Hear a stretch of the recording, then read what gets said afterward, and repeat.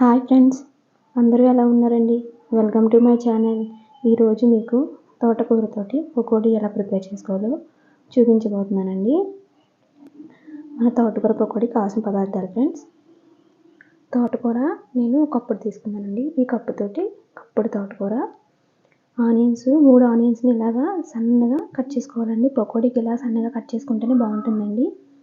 అలాగే 1 స్పూన్ జీలకర్ర అండి, 3 పచ్చిమిర్చి, చిన్న అల్లం ముక్కని ఇలాగా చిన్నగా కట్ చేసేసుకొని పక్కన పెట్టుకున్నాను. ఈ 3 కలిపి మనం మిక్సీ చేయాలండి. మీకు చూపిస్తాను. శనగపిండి ఫ్రెండ్స్,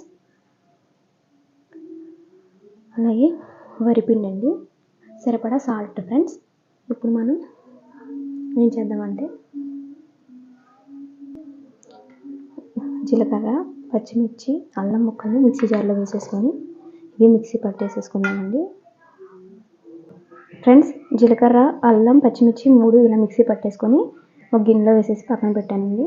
తర్వాత నేను స్టవ్ ఆన్ చేసేసి ప్యాన్ పెట్టేసి అందులోకి ఆయిల్ వేసి ఉంచేసానండి. ఆయిల్ వేడవుతూ ఉంటుంది. మనం ఇప్పుడు పిండి ఎలా కలుపుకోవాలో మీకు చూపిస్తానండి. ఫ్రెండ్స్, ఒక బౌల్ తీసుకున్నామండి. ఇందులోకి ఫస్ట్ ఆనియన్స్ వేసుకుందాం.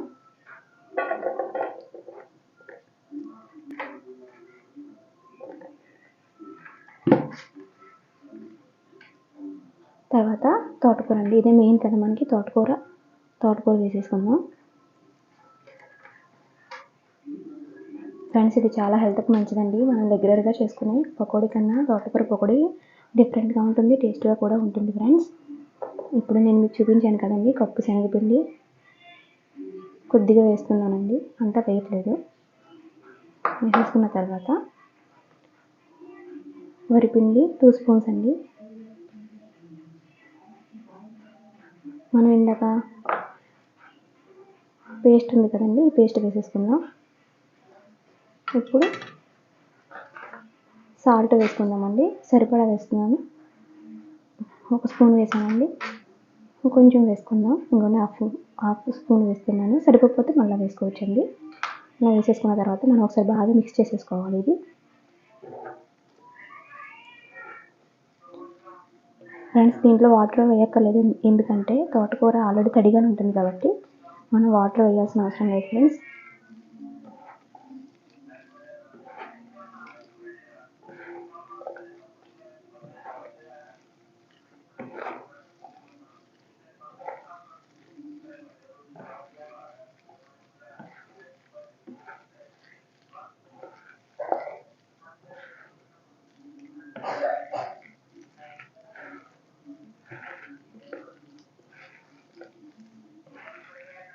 ఫ్రెండ్స్, మీరు ఇంకా శనగపిండి వేసుకోవాలనుకుంటే వేసుకోవచ్చండి.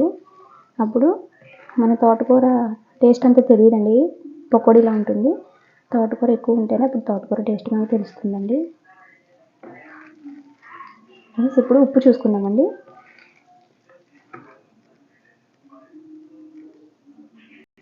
Friends, oil వేడవుతుందండి. మనం పకోడీ మిశ్రమాన్ని కొంచెం కొంచెంగా తీసుకొని పకోడీలా వేసేద్దామండి.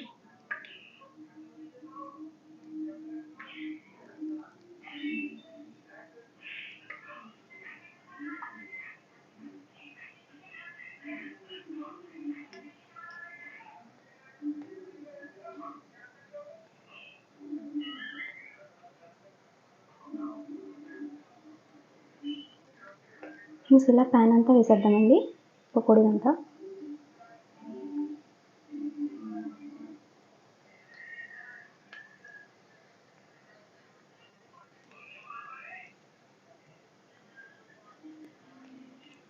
ఇవి ఒక 2 మినిట్స్ ఒక పక్క వేగిన తర్వాత ఇంకో వైపు తిప్పుకుందామండి. ఫ్రెండ్స్, ఇవి ఒకవైపు వేగాయండి, ఇంకోసారి మనం తిప్పుకుందాం. ఇలాగా బ్రౌన్ కలర్ వచ్చే వరకు వేయించుకోవాలి ఫ్రెండ్స్.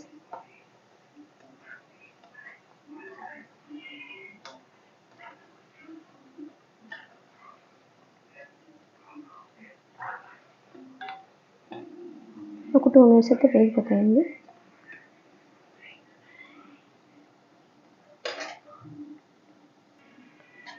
ఫ్రెండ్స్, ఇంకోండి ఈ విధంగా ఈ కలర్ వచ్చే వరకు మనం వేయించుకోవాలి. వేగిపోయండి, నేను సగం టేబుల్లోకి తీసేసి మీకు చూపిస్తానండి. ఫ్రెండ్స్, సర్వింగ్ ప్లేట్లోకి తీసేసానండి పకోడీ. చూడండి నూనె లాగదండి, కరకరలాడుతూ ఉంటుందండి నేను చెప్పినట్టు కనుక చేస్తే.